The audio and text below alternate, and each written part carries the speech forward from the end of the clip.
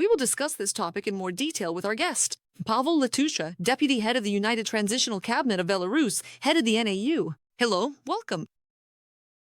Good evening. I greet you and all the viewers. Pavel, Lukashenko's behavior has been really interesting lately. First, he calls Belarusians Russians, but better ones. Then he says that he didn't say that. One moment, he allows Putin to station his Wagner troops. Well, he gives his territory, occupied by him, the dictator, so that another dictator can use it and threaten Ukraine. And not only that, balloons have flown into the Baltic states. So he's doing one thing, then another. And now, when he said that we are not going to attack anyone, we want to be friends with Ukraine, there was such a statement after all. Now he is building this kind of serious military base, which will become a very convenient hub for Putin in case he wants to open another front to go after the Baltic states or to intensify attacks, perhaps even of a ground nature on Ukraine. Why do you think this construction of the century is happening? Why this railway? And why is Lukashenko allowing all of this on his territory right now? Well, Lukashenko is a chameleon. In principle, he has been carrying out this policy for many years, for decades. There is nothing surprising about this. If we are talking about a specific event or the information that has come in about the construction of a training ground near the Ukrainian border, this is the implementation of those plans that were defined by Lukashenko back in 2023 to create the Southern Operational Command, which will be located, or one could say is already located, in the Gomel region of Belarus, near the border with Ukraine. At that time, a decision was made to build military infrastructure, and subsequently, information was received that, as part of the state investment program, orders were placed for the construction of several military facilities, the implementation of which is scheduled to be completed by 2027. So the design and construction have been underway for several years now. The latest information, which I think has been discussed on your channel as well as in other Ukrainian media and independent Belarusian media, is the creation of the 37th Separate Air Assault Brigade of the Special Operations Forces, the 4th Brigade of the Special Operations Forces, in addition to the Vitebsk, Brest, and Mogilev ones, which will now be located and is already partially located in the Gomel region. In order to create military units there, it is clear that infrastructure needs to be built. And this information about the creation of railway infrastructure, the construction of a training center, that is, a firing range, confirms the implementation of these plans. Well, it is planned to create separate railway infrastructure where 60 train cars can be unloaded. At the same time, both heavy-duty vehicles and tracked vehicles can be delivered there. That is, everything is being created from the perspective of the need for the rapid delivery of military equipment near the border with Ukraine. It is said that the construction will be completed sometime by 2027.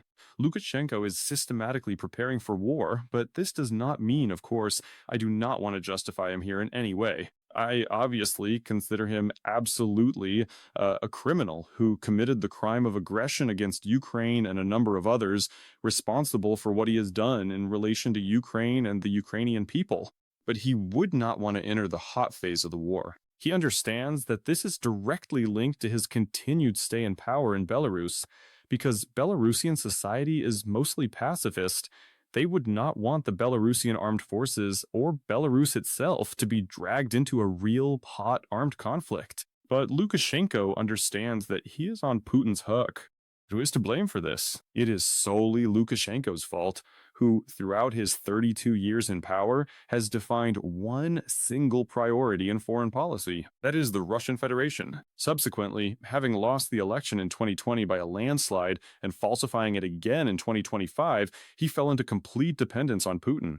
Therefore, in 2022, he fulfilled the task, the promise he made to Putin, because Putin supports him and keeps him in power. Therefore, there will come a moment when, theoretically, though I would not want to see this in reality, Lukashenko will once again support the military plans of the Russian Federation, just as he did in 2022. Well, in this situation, it's better to be prepared for what might inevitably happen, or what could theoretically happen, than to just sit on the sidelines and wait for something terrible to occur. That is why he's carrying out all these measures, including the construction of a military training ground. So, once again, this additional Southern Operational Command that has appeared in Belarus, this is the creation of specific military units, this is the construction of infrastructure supporting these military units, military towns, and training grounds. I was really pleased by the reaction of the people in Belarus when these wildberries started burning one after another. And the entrepreneurs, one of them, he's the most popular one. I don't remember his name or where he's from. Well, anyway, he's clearly not the most representative of the titular nation of this federation. So he says, I'm moving my business to Belarus. And people started writing in the comments, please don't, anything, anywhere, just not here. You're the last thing we need here. These are the kinds of sentiments in society. Yes, if you can even call it that. Well, Lukashenko might have the goal of both stretching the front line and helping Putin distract the armed forces of Ukraine from the Donetsk direction. So there were also various possible scenarios for how events could unfold. But what's also interesting is that he suddenly gave an order to check a combat readiness of the army. According to the Secretary of the Security Council of Belarus, the so-called Alexander Wolfowitz, Lukashenko made this decision because of the visit of CIA Director John Ratcliffe to Moscow. As part of the inspection, one of the brigades will leave its permanent deployment site and will carry out, I quote, a number of tasks. Special attention is allegedly planned to be paid to methods of fire engagement against a potential adversary. Well, that's the information we have. Here, of course, it seems that there are some backroom agreements as well as fears of escalation. And to what extent is Lukashenko risking that by militarizing himself now and strengthening his army? The people with these social sentiments, yes, which is where I started this conversation with you about how they don't want Russia, they don't want Russian citizens, and they don't want Russian money, might react. To what extent can the army actually become the lever and tool that helps Lukashenko finally retire? Let's call it that. Well, let's try to figure out what exactly Lukashenko announced, and whether this is really connected, for example, to the CIA director's visit to Moscow. I'm still not inclined to claim that. And yet, Alexander Wolfowitz, state secretary of the Security Council of the Lukashenko regime, did not link this to the CIA director's visit. These exercises, or the sudden combat readiness check of the armed forces, was announced 3 days ago in one of the artillery brigades in Belarus.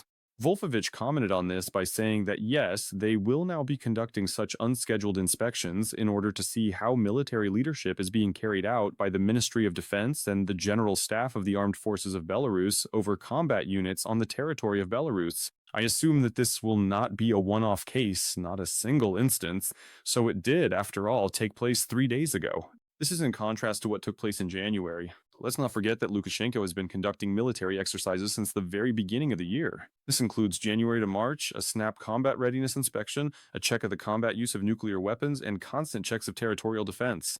And here, this is, well, another example, so to speak. Here, the order is given, by the way, directly through the Minister of Defense. And by the way, back in January to March, orders were given bypassing the Minister of Defense and the Chief of the General Staff, directly to the commanders of units and formations in Belarus. The second thing that is happening, just yesterday, Air Force and Air Defense exercises were announced in Belarus.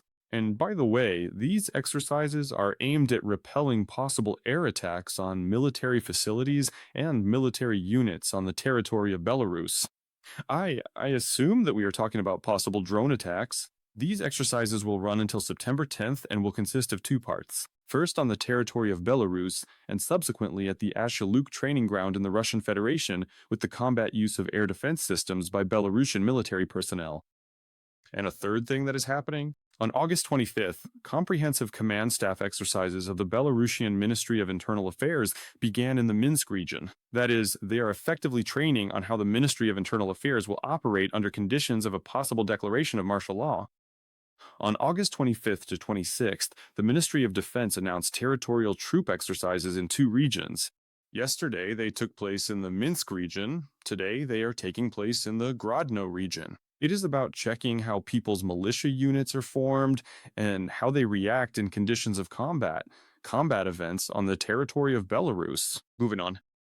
From August 25th through 27th, the Ministry of Defense is conducting an inspection of military commandant's office activities. Well, this is, relatively speaking, so that it's easier to understand, it's the military traffic police, right? Which regulates traffic there and ensures order in the armed forces. So such exercises are taking place. And it gets even bigger. They are even conducting exercises for military propagandists. 24 military propagandists, representatives of state media, have been sent to one of the Special Operations Forces brigades so that they can be taught how to cover events in wartime conditions.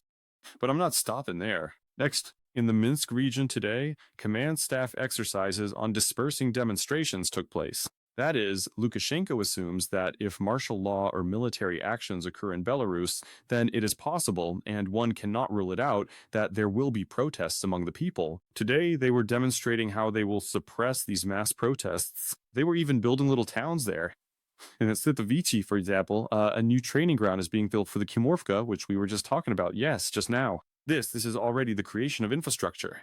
In Osipovici, exercises are also taking place with officers who are graduates of military departments subordinate to the general staff of the armed forces of Belarus.